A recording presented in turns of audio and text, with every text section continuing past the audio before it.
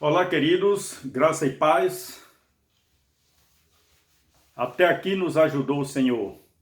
Estamos aqui mais uma vez, nesse domingo, para transmitir para você uma porção da palavra do nosso Deus. E você que está aí conectado no nosso canal, Conexão com a Palavra de Deus, eu quero nessa noite compartilhar com você uma passagem da Bíblia Sagrada muito conhecida de todos nós. Conhecida como a chave da Bíblia. Se não fosse o amor de Deus, a Bíblia também não existiria. E se existisse, não seria aberta de uma maneira tão clara e objetiva. Mas o amor de Deus que trouxe isso para nós. Essa passagem se encontra em João, capítulo 3, verso 16. Por isso é a chave da Bíblia, porque Deus amou o mundo de tal maneira que deu seu Filho unigênito, para que todo aquele que nele crê não pereça, mas tenha a vida eterna. Não morra, mas tenha a vida eterna. É o que diz a palavra do nosso Deus. Eu quero compartilhar com você esse amor, o amor de Deus. Um amor, queridos, que não é um amor egoísta. É um amor que Deus exige de nós e também Ele exige que amemos uns aos outros.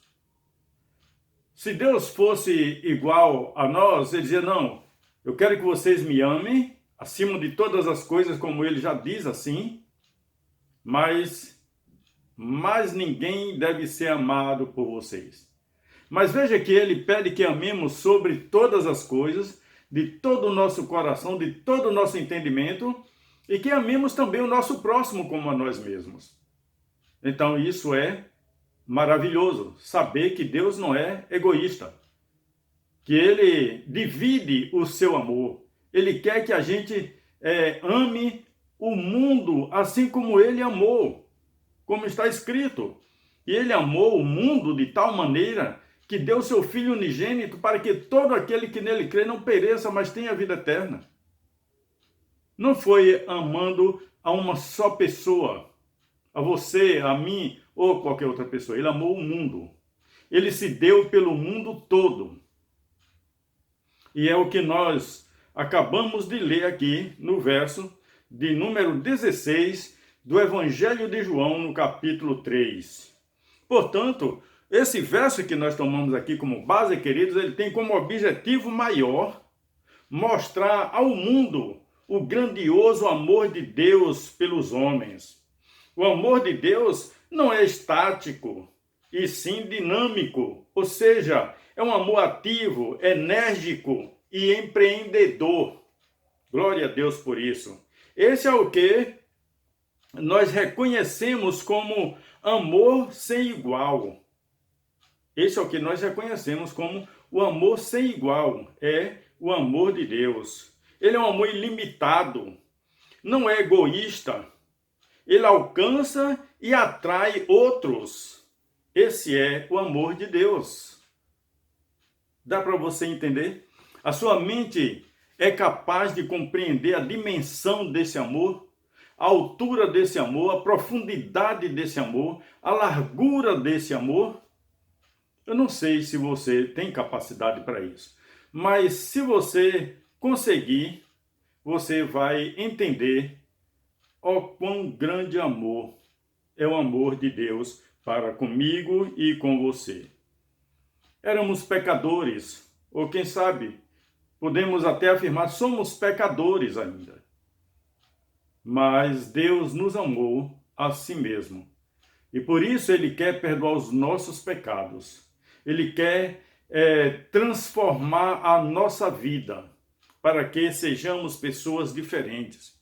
Um dia Deus, pelo seu grande amor, Ele se humanizou. De que forma? Por meio do seu Filho Jesus Cristo. Ele se entregou por nós. Então Ele desceu a esse mundo, Ele se humanizou por meio do seu Filho, né? E ainda ele se entregou por mim e por você. E aqui tem a base do grande mandamento. É o grande mandamento que rege o mundo. A sua resposta, quando Jesus foi interrogado sobre esse grande mandamento, foi clara. Foi uma resposta precisa, que se encontra em Mateus 22, 37 a 39. Mas nós queremos ler aqui, quando respondeu Jesus: amarás ao Senhor teu Deus de todo o teu coração, de toda a tua alma e de todo o teu entendimento. E ele fez questão de dizer: este é o primeiro e grande mandamento. E o segundo mandamento é este: amarás ao teu próximo como a ti mesmo. Observe, amarás ao teu próximo como a ti mesmo. Jesus ele aponta para uma vida pautada pelo amor. Ele mostra claramente que além de amarmos a Deus sobre todas as coisas, o amor ele é essencial para uma vida de paz entre irmãos e que deve se estender também aos de fora, aqueles que ainda não fazem parte da comunidade, não faz parte da fé, não professa a mesma fé que você professa em Cristo Jesus como Senhor e Salvador de sua vida. João, o apóstolo São João, na sua primeira carta, no capítulo 4, verso 19 e 21, diz que, uma vez amados por Deus, jamais devemos odiar os nossos irmãos. Uma vez sendo amado por Deus, não devemos odiar os nossos irmãos. Diz na sua palavra: nós o amamos porque ele nos amou primeiro. Se alguém diz, eu amo a Deus e odeia o seu irmão, esse tal é mentiroso. Pois quem não ama a seu irmão, ao qual viu, não pode amar a Deus a quem não viu. Você está entendendo isso? Você está observando esta conexão aqui? Se nós professamos, se nós falamos, eu amo a Deus, mas odeio o meu irmão, eu estou sendo mentiroso. Ora, querido, se eu não consigo amar alguém que está ao meu lado, alguém que está me ajudando, alguém que está pronto a me ouvir, como é que eu vou amar um ser que eu não conheço, que eu nunca vi? É o que está dizendo a palavra do nosso Deus. E dele temos este mandamento: que quem ama a Deus, ame também o seu irmão. Ok? Então, olha o mandamento dele. Quem ama a Deus, quem diz que ama a Deus, precisa amar ao seu irmão. Você não pode amar só de palavras. Não, você precisa demonstrar isso com suas atitudes. Você precisa demonstrar isso com um simples obrigado, quem sabe? Com algo muito simples que deixa transparecer que você o ama de verdade.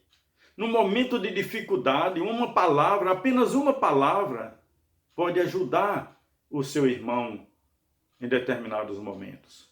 Eu sei que muitas vezes, queridos, uma palavra, ela vale muito mais do que muitas palavras.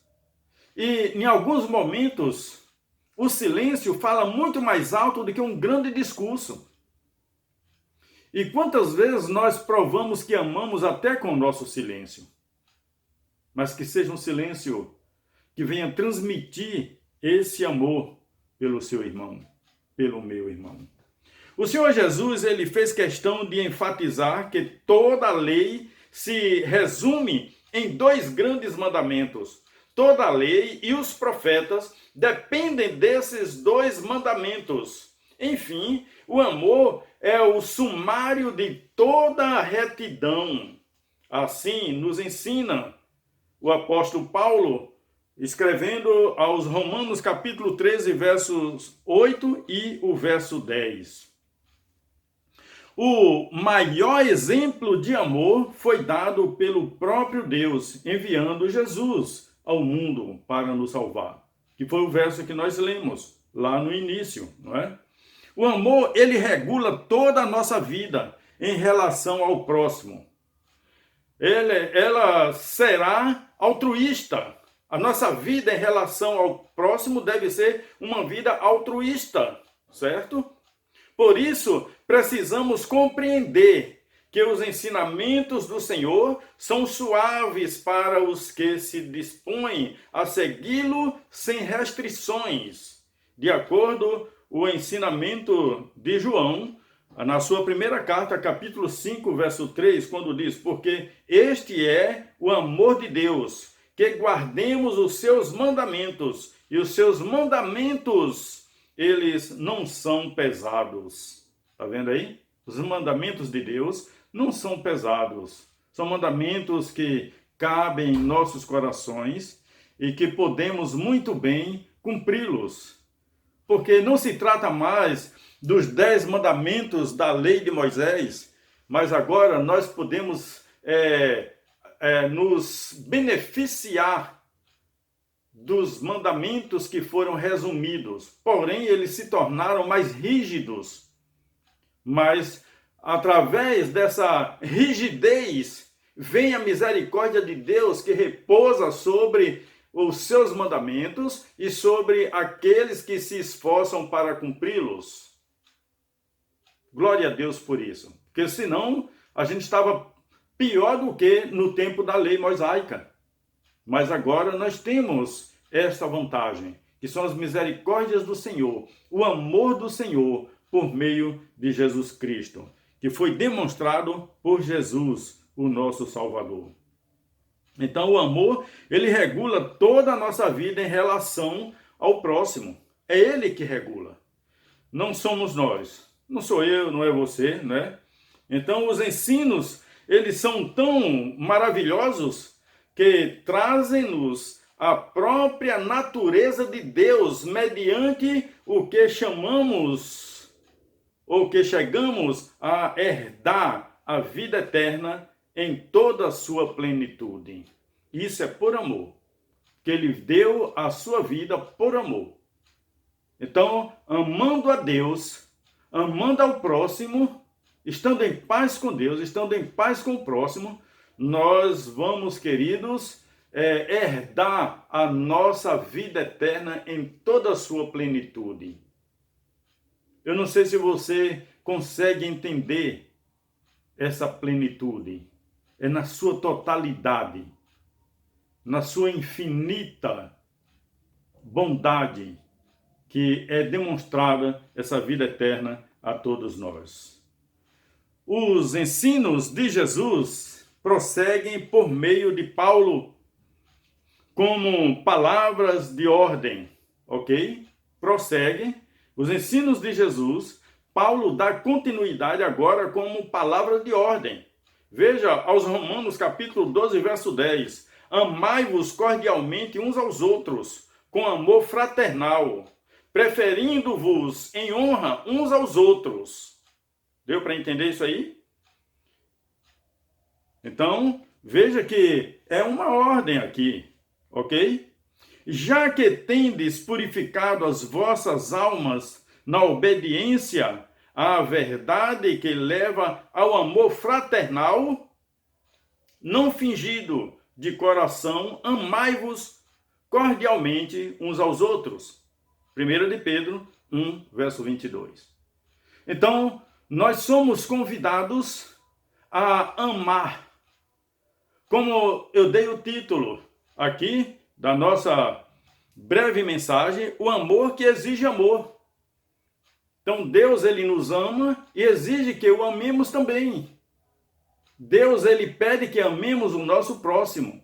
E quando eu amo o meu próximo e ele me ama, nós estamos encaixados dentro desse ensinamento. Lembra, queridos, que Deus, ele amou o mundo de tal maneira que ele deu seu Filho unigênito para que todo aquele que nele crê não pereça, não se afaste dele, na eternidade, mas que esteja juntamente com Ele por meio do seu Filho Jesus Cristo. Essa é a mensagem de hoje para o seu coração. Amai-vos uns aos outros. É o amor que exige amor.